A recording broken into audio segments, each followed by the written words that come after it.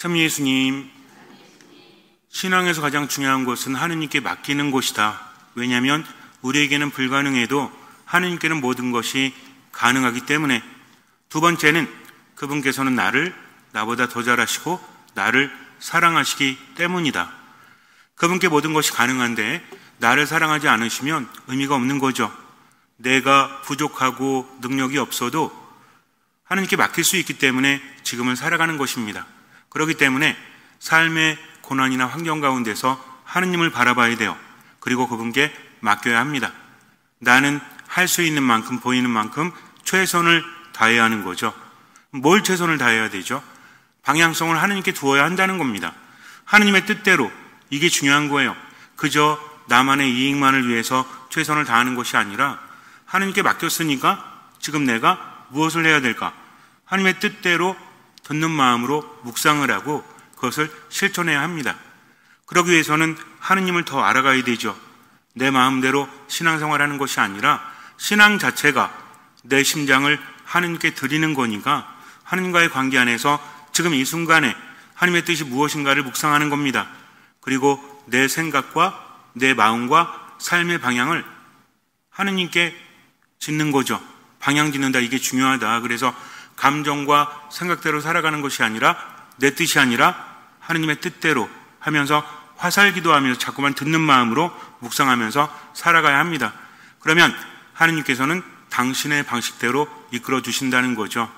아무리 애를 써도 내가 못하는 것이 있죠. 더 힘든 것이 있습니다. 그럴 때는 맡기고 최선을 다하면 돼요. 제가 마당에서 어싱을 하면서 책을 읽는데 목이 너무 아픈 거예요. 그리고 진흙이 터가지고 계속 책이 적기도 하고 고민을 했습니다. 책상을 사야 되나 말아야 되나. 성당을 다 뒤졌죠. 혹시 못 쓰는 1인용 책상이 있나 없나? 없는 거예요. 다른 성당에는 많거든요. 우리 성당에는 없는 것도 많아. 그래서 이게 불편하다라는 생각을 하다가 아까 미사 전에 부총무님한테 물어봤어요. 혹시 책상 하나 못 쓰는 거 없습니까? 그랬더니 창고를 막 뒤지시더라고요. 근데 없어요. 그래서 안 되는구나 라는 생각을 했는데 그때 총회장님이 오시더라고요. 부총무님이 총회장님한테 혹시 공소에 못 쓰는 책상이 없나요? 그랬더니 아마 있을걸 하더니 지금 가자고. 저는 그냥 물어본 것 뿐인데 회장님이랑 부총무님이랑 공소에 가시더니 책상을 가져다 줬어요. 그래서 앉아서 책을 읽는데 너무 편하더라고요.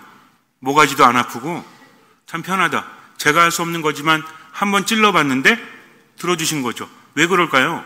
만약에 지나가는 어떤 사람이 부총무님에게 혹시 여기 책상 없습니까? 그러면 어떻게 할까요? 말똥말똥 쳐다보겠죠. 왜 찾습니까? 라고 물어보겠죠. 근데 저는 누구니까? 본당 신부니까 신부를 사랑하는 마음, 배려하는 마음으로 부총무님이 있다고 하고 또 총회장님이 빨리 갔다 오자고 즉각적으로 해주시니까 감동을 느꼈습니다. 그래서 내가 할 수 없지만 이렇게 말하니까 되는구나. 그러나 중요한 것은 내가 말했기 때문에 된 것이 아니라 본당 신부를 사랑하기 때문에 배려해 주려는 마음이 있기 때문이죠. 마찬가지입니다. 내가 최선을 다할 때 하느님께서는 당신의 방식대로 이끌어 주신다. 또 우리는 맡기지를 못해요. 저는 맡겼는데요. 맡기는 건 그런 것이 아닙니다. 관계 안에서 맡길 수 있어야 한다는 거죠. 내가 하느님의 뜻대로 최선을 다할 때 하느님께서는 그것을 보시고 기적을 일으켜 주십니다. 이건 합리적인 게 아니에요. 이것은 신비적인 겁니다. 내가 이걸 한다고 해서 뭐가 될 수 있을까가 아니라 하느님은 마음을 보신다는 거죠. 그래, 너는 너 처지 안에서 최선을 다했다면 내가 너를 사랑하기 때문에 또 내게는 모든 것이 가능하기 때문에 그렇게 해주마 하는 겁니다. 그렇기 때문에 우리는 불가능한 상황 속에서도 하느님을 바라보면서 지금을 살아가는 거죠. 이것을 알아야 됩니다. 그래서 우리는 할 수 있는 만큼 또 보이는 만큼, 여기 중요한 게 뭐라고 그랬죠? 보이는 만큼이 중요한 거예요. 내 마음대로 할 수 있는 것이 아니라 주님, 당신의 뜻이 무엇입니까? 제 삶이 힘들고 괴로운데 하느님 당신은 왜 기뻐하라 하십니까? 라고 하다가도 당신 뜻이니까 기뻐할게요 하는 겁니다. 제자들이 고기를 많이 잡지 못하고 허탕을 쳤죠. 아침이 되었습니다. 고기는 이제는 잡히지 않습니다. 오랜 경험을 통해서 그걸 알고 있죠. 그물을 싣고 있는데 거의 정리됐을 때 예수님께서 깊은 데로 가서 그물을 던져라 라고 하십니다. 말이 됩니까? 아니, 왜 지금 그러시지? 차라리 그물을 씻기 전에 말씀하셨다면 수월할 거 아니에요? 하나님의 뜻은 내 뜻과 다르다는 겁니다. 저희가 밤새도록 애를 써봤지만 한 마리도 못 잡았는데요. 그러나 스승님께서 하라고 하시니 그렇게 하죠. 이게 뭐죠, 이게? 온전한 순명이에요? 전적인 동의는 아니죠. 제가 어부로 잔뼈가 굵었는데 밤새도록 물고기를 한 마리도 잡지 못했다는 것은 지금 저도 잡지 못하는 겁니다. 왜냐하면 해가 뜨면 물고기들은 깊은 물속에 숨어버리기 때문입니다. 더군다나 깊은 데 가서 물고기 잡지 않아요. 가생이에서 물고기를 잡는 거죠. 그런데 그렇게 하라고 하시니까 하긴 하는데 아마 안 잡힐걸요? 라고 하는 겁니다. 그들은 예수님의 말씀을 들었고 예수님의 기적을 체험했어요. 그럼에도 불구하고 깨닫지 못하는 겁니다. 왜? 멍청해서? 인간이 그래요.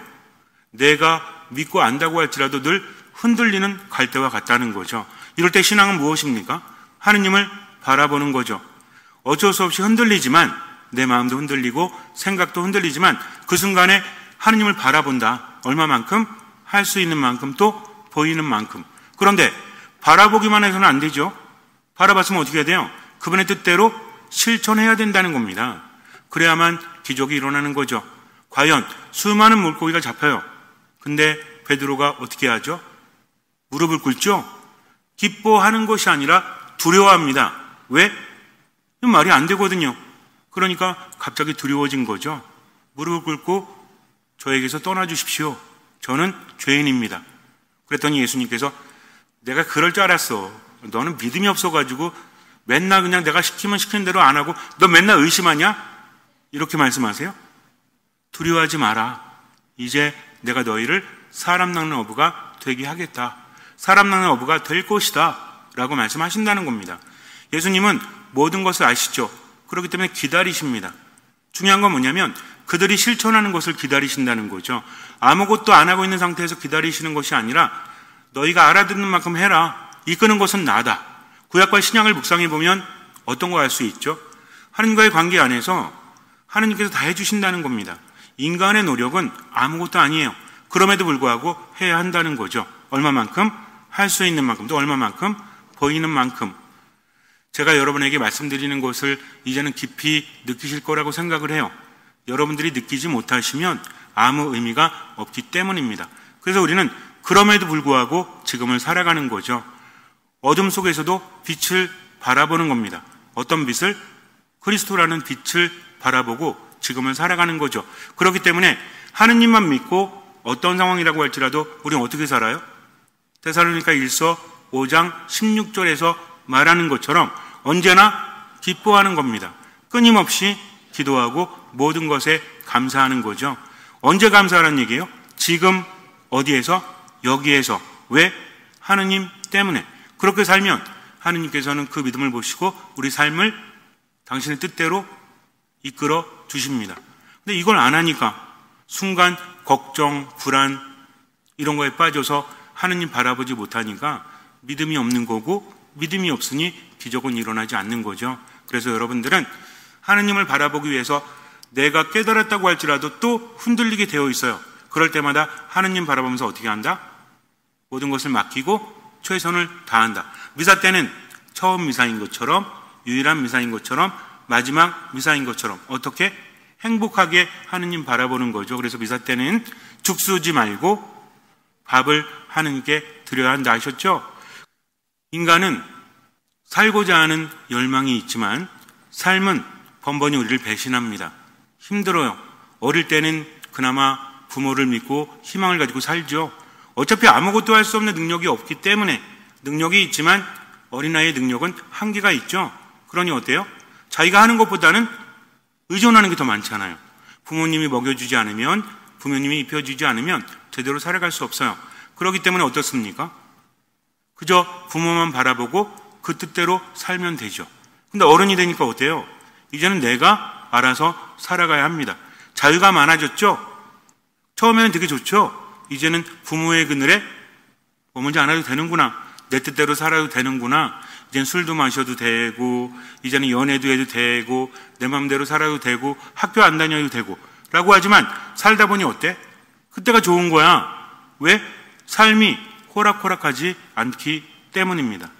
예전에는 부모님이 다 해줬지만 이제는 내가 해야 돼요. 그러니 어때요? 처음에는 할 수 있다고 생각하지만 나이가 들면서 삶을 경험하면서 내가 아무것도 아님을 알게 되죠. 요즘에 그런 노래 있잖아요. 나는 내가 하늘에 뭐 별인 줄 알았어요. 뭐 이런 노래 있지 않습니까? 근데 알고 봤더니 뭐야? 반딧불이야, 그죠? 이게 원래 무슨 축제, 어디 축제 때문에 만든 노래라면서요. 무주군가 거기 축제 때문에 만든 노래래요. 근데 처음에 만들었을 때는 인기가 없었어. 근데 이걸 딴 사람이 부르니까 인기가 많죠? 원래 옛날부터 있었던 노래인데 요즘에 유명한 노래죠. 이 노래 뭔지 모르세요? 어떻게 하는 거지? 나는 내가 빛나는 별인 줄 알았어요. 뭐 이렇게, 뭐 한 번도 의심한 적 없었죠. 자기가 별인 줄 알았지. 알고 보니 뭐야? 반딧불이야. 얼마나 슬픈 노래입니까? 그러니까 어릴 때는 내가 별인 줄 알았어요. 근데 살다 보니 어때? 난 별이 아니네. 어떻습니까? 절망적이죠. 나이가 들면 들수록 더 그렇죠. 그러니 어때요? 한숨만 나오죠. 기쁘지 않아요. 감사하지 않아요. 그저 이만큼만 버티면 살자라는 생각을 할 수도 있어요. 그런데 고통 중에 있을 때는 이게 점점 더 커집니다. 몸이 아프거나 또는 사업이 망하거나 인간관계가 망가졌을 때는 나름 노력을 해보지만 번번이 실패하죠. 그럼 어때요? 이제는 마음이 무너지는 겁니다. 그래서 다른 어떤 고통이 왔을 때도 이미 무너져 버렸어. 아무것도 하려고 하지 않습니다. 그러니 어때요? 회피하려고 하고 그냥 무너져 버릴 뿐이죠. 그때 인간은 어떻습니까? 이렇게 살면 안 되잖아 하면서 스스로 희망 회로를 돌리죠. 이게 인간이래요. 그래서 인간은 히라보로 안드로포스라고 합니다. 안드로포스가 뭐냐면 하늘을 바라보는 존재라는 거죠.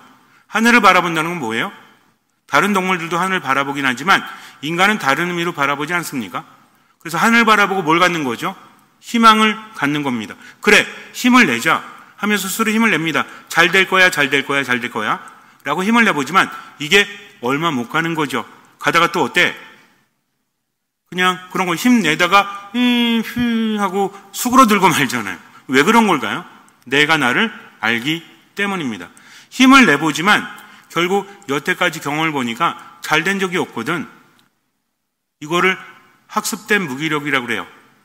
무기력이 예전에 학습되어졌기 때문에 내가 뭐 나이도 많고 가방끈도 짧고 능력도 없고 뭘 할 수 있겠어? 라는 것이 나를 더 짓누르는 거죠. 결과는 어떻습니까? 아무것도 하지 않습니다. 아무것도 하지 않으니까 아무것도 변하지 않습니다. 그냥 다람쥐 쳇바퀴 돌듯이 그렇게 하고 있는 거죠. 인도에서 코끼리를 기를 때 어린 코끼리에게 밧줄을 묶어 놓은대요. 그리고 나무에 묶어 놓는다고 합니다. 어린 코끼리는 이리저리 가려고 하지만 번번이 줄을 느끼는 거죠. 그렇게 하루하루 삽니다. 이제 어른 코끼리가 돼요. 코끼리는 움직이지 않습니다. 밧줄이 묶이는 그 순간 예전의 경험 때문에 움직이지 않는 거죠. 그런데 놀라운 것은 코끼리가 움직이면 나무도 뽑히거든요. 그런데 코끼리는 뭐 때문에? 밧줄 때문에 움직이지 않는 겁니다. 이게 학습된 무기력이에요. 스스로를 잘 알고 있기 때문에 내가 이럴 수 있을까? 할 수 없을 거야 라고 생각하기 때문에 때로는 힘을 내자 하면서도 무너지고 마는 거죠. 다시 돌아가 버리는 겁니다. 이거는 만만한 게 아닙니다. 아무리 힘을 내도 힘을 낼 수 없는 상황도 있기 때문이죠. 그렇다면 과연 어떻게 해야 될까요? 이런 경우도 있대요. 반대로 학습된 긍정도 있다고 합니다. 그래서 내가 할 수 있을까 하면서 뭔가 하면서 또 경험을 하고 또 경험을 하고 경험을 하는 거죠. 이런 경험 안에서 때론 뭔가를 배우기도 하죠. 다른 사람의 삶을 보기도 합니다. 그러면서 어때요? 그래, 저 사람도 이런 거 이겨냈으니까 나도 사람이잖아? 한번 해볼까? 하면서 경험하니까 어때요? 괜찮거든, 되거든. 그러니까 어때요? 또 힘을 내보기도 한다는 거죠. 문제는 뭡니까? 한계가 있다는 겁니다. 불치병에 걸리면 사업이 완전히 망해버려가지고 손 쓸 수 없는 상태가 된다면 이때는 뭐예요?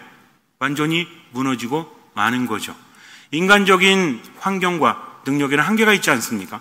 힘을 내는 것도 한계가 있다는 거죠. 우리가 이것을 심리학적으로 밝혀내지 못해도 경험적으로 이미 알고 있다는 겁니다. 그러면 어떻게 해야 될까요? 우리는 여기서 한 가지 떠올려야 돼요. 신앙이라는 것은 합리적인 것이 아닙니다. 우리가 희망을 가질 수 있는 이유는 뭐죠?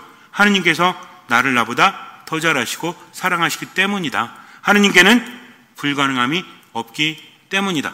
그렇기 때문에 하느님만 바라보면서 나는 얼마만큼 할 수 있는 만큼, 더 중요한 얼마만큼 보이는 만큼만 살아가고 나머지는 맡기는 겁니다. 여기서 중요한 건 뭐냐면 할 수 있는 만큼 보이는 만큼이 아니라 하느님께 맡긴다. 그렇기 때문에 남들이 볼 때 야, 네가 지금 웃을 상황이야? 나는 웃어. 왜? 하느님 때문에. 나는 감사해. 왜? 하느님 때문에. 그분께 맡겼기 때문에 하면서 살아가면 하느님은 그것을 보시고 내 삶의 기적을 일으키신다는 거죠. 그래서 신앙이 있는 사람은 인간적인 희망이 없어도 하느님 바라보면서 희망을 가지고 그렇게 지금을 살아가는 겁니다. 맡기는 게 가장 중요하다고 그랬죠. 맡겼으니까 어떻게 하는 거예요? 하느님의 뜻대로 지금을 어떻게 산다? 기뻐하고 기도하고 감사하며 살아가는 거죠. 제가 보좌신부 시절에 비가 막 오는 그런 오전 한 11시 50분 정도 밖에 뭘 사러 가는데 비가 너무 많이 오는 거예요. 그때 3번 성당에 있을 텐데 학교 앞을 지나가는데 한 초등학교 저학년 아이가 학교 앞에 경비실 같은 거 있잖아요. 그 처마 밑에 서 있습니다. 비가 엄청나게 오는데 가방이 몸보다 큰 것 같아. 물론 몸보다 클 리는 없죠. 과장법입니다. 과장법. 그리고 우산을 썼는데 우산이 얼굴을 완전히 가려버려요. 우산이 발끝까지 내려오는 것 같아. 왜? 애가 조그마니까. 마음에 걸리는 거죠. 비는 많이 오는데 위험하잖아요. 어떡하지? 쟤를 좀 데려다 줄까? 근데 모르는 아저씨가 가서 얘기하면 어때요? 유괴범으로 몰릴 수도 있잖아. 상황을 좀 본 거죠. 근데 애가 비는 막 오는 상황인데도 생글생글 웃고 있는 거예요.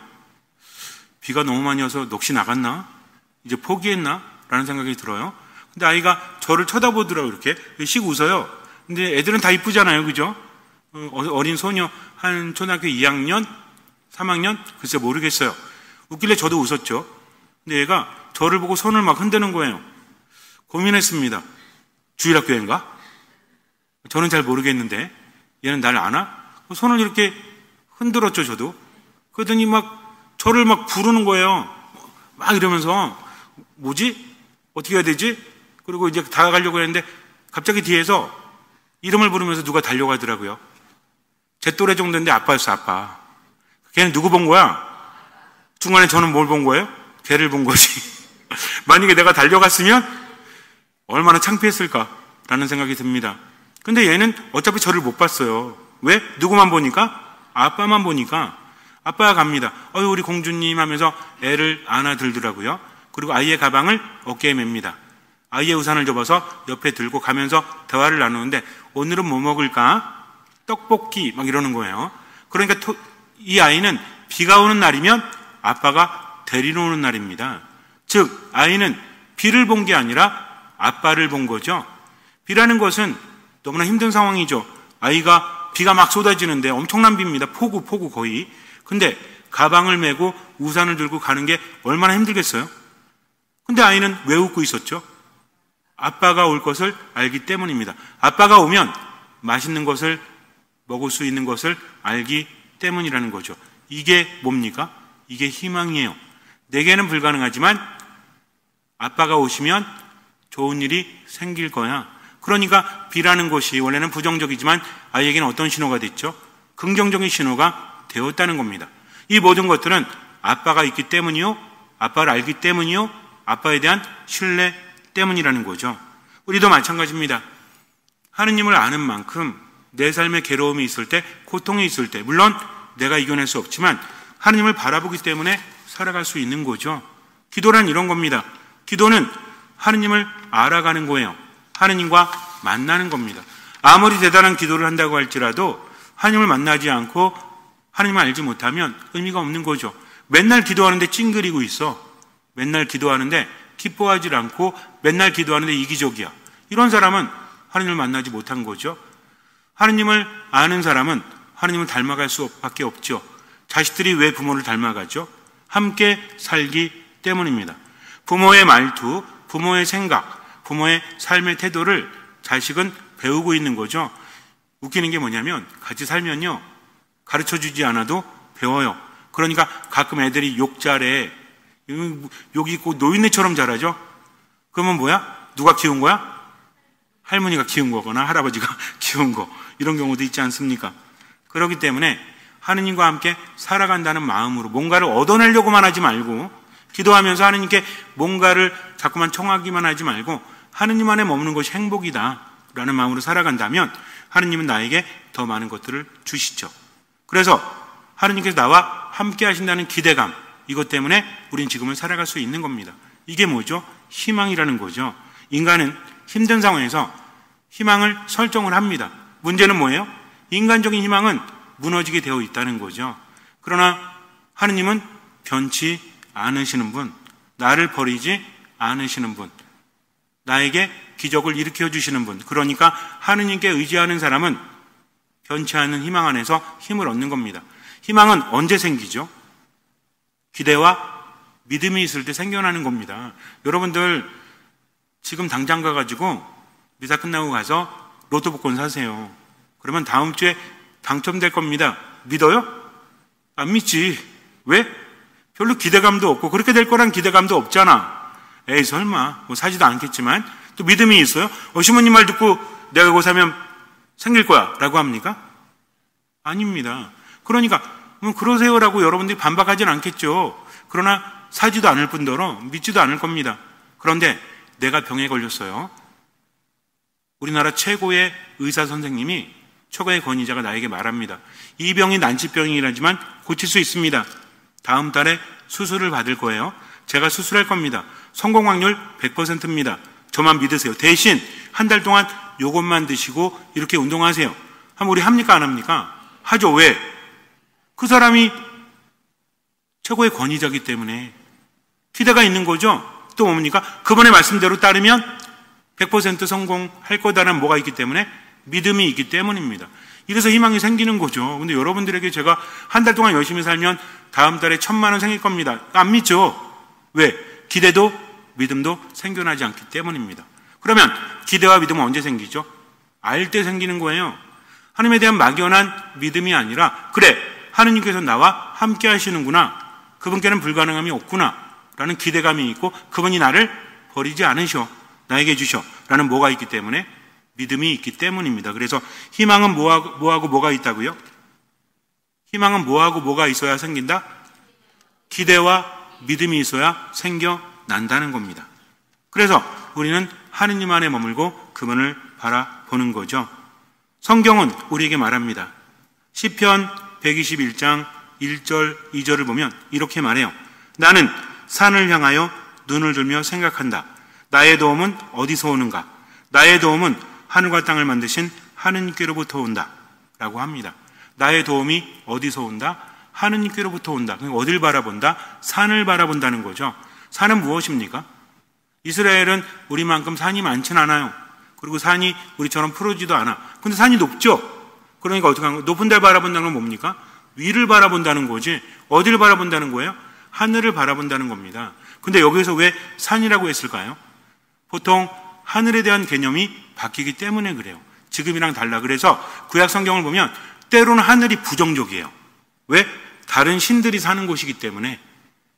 그러다가 나중에 어떻게 됩니까? 이거 좀 어려운 내용이거든요. 우리는 하늘을 바라보면서 하느님을 생각하지만 구약에서는 하늘을 바라보면서 처음에 하느님 생각하지 않았어. 왜?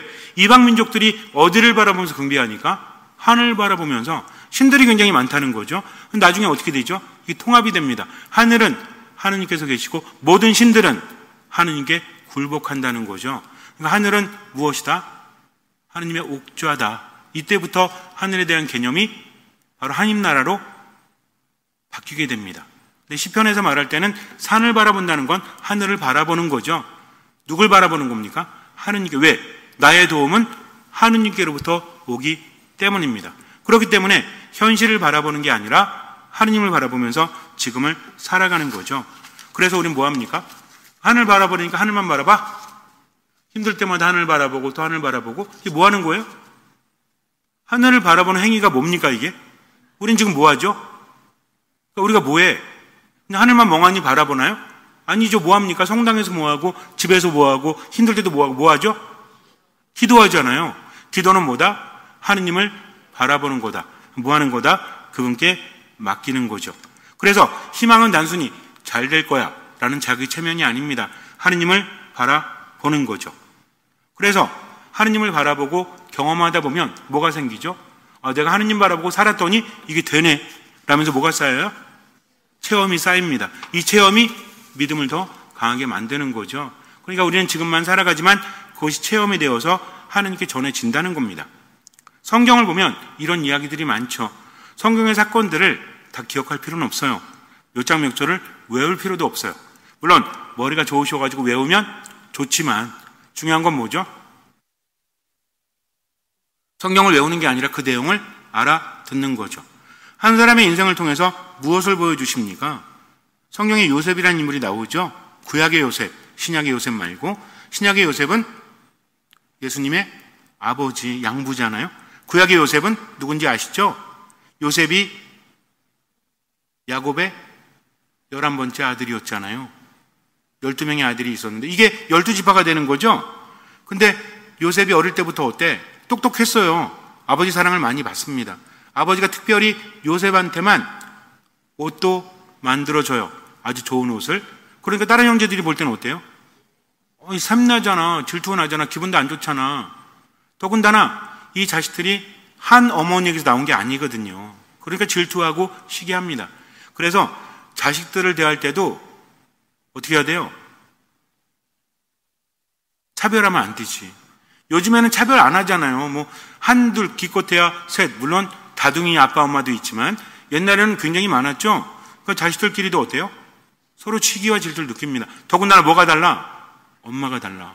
이런 경우에는 아주 심해지는 거죠. 그래서 아버지도 문제고 누구도 문제예요? 요셉도 문제지.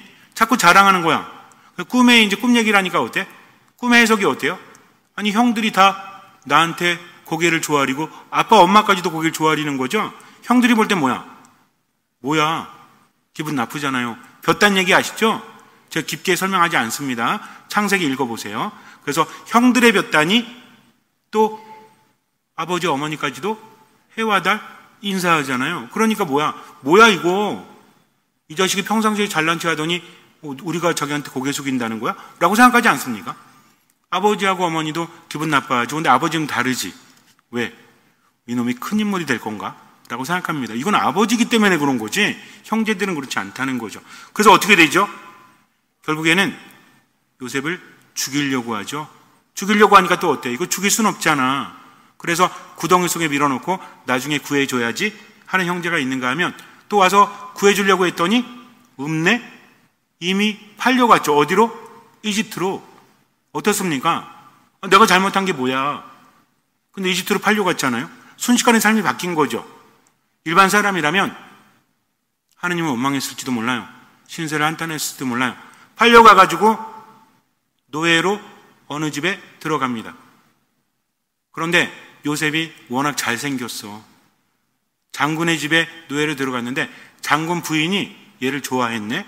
그래서 수작을 부리죠. 근데 요셉이 넘어가요? 안 넘어갑니다. 그러니 어떻게 해요? 수작 부리다가 실패했으니까 요셉에게 누명을 씌우죠. 자기를 범하려 했다고. 그래가지고 감옥에 갇히지 않습니까? 원래 이런 경우에는 시중 팔고 죽겠죠. 장군이 가만히 있을까요? 자기 부인에게 찝쩍거렸는데? 아니죠. 그런데 요셉은 어떻게 합니까? 감옥에 들어가도 하느님만 바라보고 지금을 살아가는 거죠. 그러다가 두 시종을 만나게 됩니다. 파라오의 두 시종이었는데 두 사람이 잘못해서 감옥에 들어온 거죠. 이 사람들이 꿈을 꿉니다. 요셉이 꿈을 해석을 해주는데 한 사람은 복권이 되고 한 사람은 죽는 꿈을 꿔요. 그렇게 해석을 해줍니다. 그리고 시간이 지났죠. 과연 요셉의 말대로 한 사람은 복권이 되죠. 한 사람은 죽어요. 근데 이 사람이 까먹고 있었잖아. 원래 그렇잖아요. 그죠? 감옥에 있을 때는 야, 내 꿈이 뭐니? 네가 꿈 해석 잘한다며 좀 해줘 라고 했는데 복권되고 나니까 싹 있는 거지. 그러다가 어느 날 파라오가 꿈을 꿉니다. 흉년과 풍년이 이제 올 꿈을 꾸는데 해석을 못하죠. 그러니까 어떻게 해요? 그때 생각이 난 거지. 맞아. 그때 요셉이 꿈을 해석해 줬는데 부릅니다. 왜? 내가 요셉을 소개시켜주면 왕에게 잘 보이는 거잖아요. 파라오한테. 그래서 소개시켜주죠. 요셉이 해석을 해줍니다. 파라오가 듣고 그럴듯하거든, 똑똑하거든, 이것저것 테스트 해봤겠죠. 그리고 파라오 바로 밑에 직책을 그에게 줍니다. 신분이 상승해버린 거죠. 그리고 나서 과연 요셉의 말대로 풍년이 들고 흉년이 듭니다. 풍년 때 막 모았죠. 흉년을 대비합니다. 흉년이 더니 어때요? 다른 나라에선 대비하지 못했지만 이집트는 대비하게 되죠. 이때 야곱의 아들들, 다른 형제들이 식량을 구하러 이집트로 옵니다. 요셉을 만났죠. 요셉은 알고 있어요. 근데 형제들은 알아야 몰라요? 형제들은 모르죠. 당연히 모르겠죠. 어떻게 말이 됩니까? 요셉이 이집트의 총리 대신이 됐다는 걸 믿을 수도 없고 알지도 못하죠. 형들을 시험하죠. 그래서 결국 요 사건도 설명하면 기니까 여러분들이 읽어보세요. 어디 읽어보면 돼요? 창세기 읽어보시면 됩니다. 그때 형들에게 요셉이 말하죠. 내가 이빨을 갈았는데 잘 됐어. 원수는 외나무 다리에서 만난다더니 니들 다 죽었어. 그렇게 합니까? 창세기 50장 20절에서 요셉이 말합니다. 그들을 용서했죠. 형님들이 나를 해치려고 한 그 일을 하느님께서는 오히려 선으로 바꾸셨습니다. 라고 말해요. 요셉은요, 그냥 단순히 희망회를 돌린 게 아닙니다. 누구를 안 거예요? 하느님을 안 거예요. 그러면서 어떻게 됐어요? 자신이 변했죠. 억울한 마음, 화가 나는 마음이 하느님 때문에 바뀐 거죠. 왜? 하느님께 의지하고 그분의 말씀을 따르면 그분이 바꿔주신다. 어쩌면 인간적으로 그렇게 만났을 때 죽이려고 한 건 너무 심하잖아요. 내가 잘난 체한 거 인정하는데 그 어린애가 잘난 체했다고 죽이려고 그래? 그러면서 가슴에 한을 품고 살았다면 어쩌면 요셉은 그렇게 성공하지 못했을 거예요. 근데 요셉은 순간순간 어땠어요? 아이고 내 팔자야, 아이고 내 신세야 이랬습니까?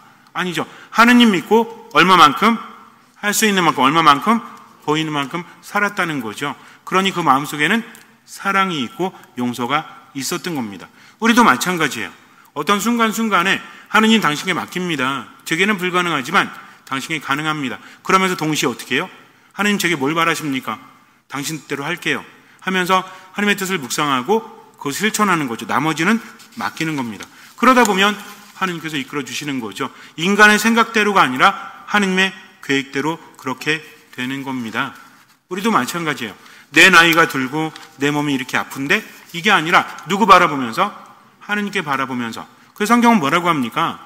젊은이들도 청년들도 지치고 비틀거리게 마련이지만 어떤 사람은 지칠 줄도 피곤한 줄도 모른다? 하느님께 바라는 사람. 하느님께 바라는 사람 뭐예요? 하느님 바라보면서 그분의 뜻대로 사는 사람. 아무리 나이가 들어도 하느님을 바라는 사람은 힘이 돋는 거죠. 엘리야가 어땠습니까?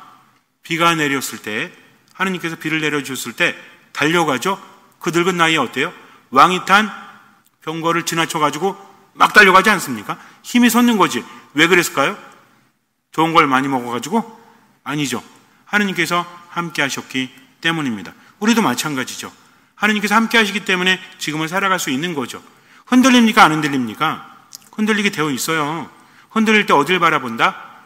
산을 바라본다? 하늘을 바라본다? 누굴 바라본다? 하느님을 바라본다. 뭐 하는 겁니까? 기도하는 겁니다. 뭐 하는 겁니까? 말씀 안에 머무는 겁니다.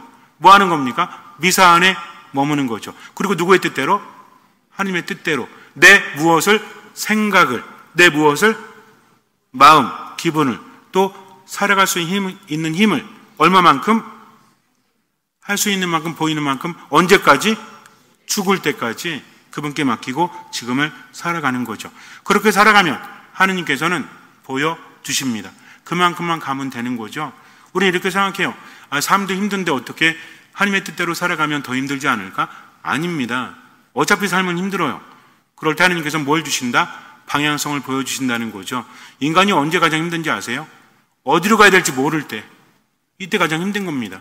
그러나 하느님께서는 나와 함께 하시면서 이끌어 주신다. 아셨죠? 어떻게 살면 돼요? 하느님 안에 머무면서. 어디 안에서? 미사 안에서. 또 어디 안에서? 말씀 안에서. 또 어디 안에서? 기도 안에서. 어떤 마음으로? 듣는 마음으로. 얼마만큼? 할 수 있는 만큼, 보이는 만큼 나의 무엇을 하나님께 드린다? 심장을 하나님께 드리는데 구체적으로 무엇을? 나의 머리, 가슴, 배라고 했죠? 나의 생각을, 나의 기분을, 살아갈 수 있는 모든 힘을 하느님께로, 나머지는 맡기는 겁니다. 잠시 눈을 감으세요. 희망과 기대는 역경과 환난의 상황에서조차 즐길 수 있는 힘을 줍니다. 인간은 나약합니다. 아무리 힘을 내려고 해도 안 될 때가 있죠. 버텨보려고 안간 힘을 쓰며 희망회로를 돌려보지만 도저히 어쩔 수 없는 넉넉한 현실의 벽 앞에서 너무나 무력하게 무너질 때가 있습니다. 그런 상황에서 우리는 어쩔 수 있을까요?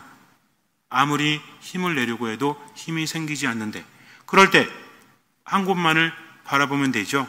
하느님을 바라보면 됩니다. 우리가 살아갈 수 있는 힘은 내 안에서 나오는 것이 아니라 하느님께로부터 오기 때문이죠. 그것이 신앙입니다. 하느님께서는 절대로 나를 그대로 내버려 두지 않으십니다. 나에게 오시어 당신의 기적을 체험하게 이끌어 주십니다. 비 오는 날에 어린 여자아이가 아버지를 기다리며 웃었던 것처럼, 아니 아빠를 기다리며 웃었던 것처럼 우리도 하느님을 기다리며 희망을 품을 수 있는 것입니다. 하느님은 우리를 나보다 더 사랑하시고 나를 나보다 더 잘 아십니다. 우리의 작은 믿음을 기적으로 만드시죠. 사랑하기 때문입니다. 그렇게 지금을 살아가세요. 로마서 5장 3절부터 5절까지 묵상하시겠습니다. 우리는 환난도 자랑으로 여깁니다. 우리가 알고 있듯이 환난은 인내를 자아내고 인내는 수양을, 수양은 희망을 자아냅니다. 그리고 희망은 우리를 부끄럽게 하지 않습니다. 우리가 받은 성령을 통하여 하나님의 사랑이 우리 마음에 부어졌기 때문입니다. 하느님께 맡기고 그저 지금만 살아가세요. 주님께서는 그 믿음을 보시고 우리 삶에 놀라운 기적을 일으켜 주실 것입니다. 아멘.